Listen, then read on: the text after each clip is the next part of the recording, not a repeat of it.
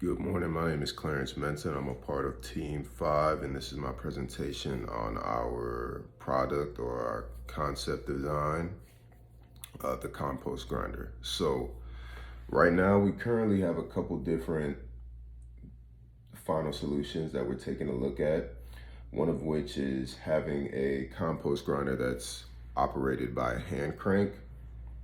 We also are looking at a more modern approach and having a compost grinder that is electric powered. So we were going back and forth between either a more modern look, so more of a circular compost grinder, and then also just a compost grinder that's a box. So at this point, we're looking at what would be visually aesthetic as well as just what's going to be all around functional.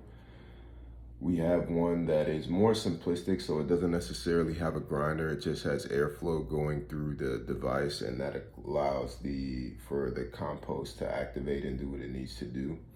We also have a concept that allows for repellent and airflow going through it, and it has some sealant. We have a solar powered compost grinder. So the solar element is what gives the compost grinder power. We also have one that's battery powered, and one that has a combination of quite a bit different elements to it. So some of the sub functions that we have for our compost grinder are grinding, heating, airflow, and isolation, all of which are not going to be the main functions of our compost grinder because we want it to compost, but the grinding, heating, airflow, and isolation elements are all the while still very important to making sure that our compost grinder works as efficiently and effectively as it can. Some of the different sub functions we have are sub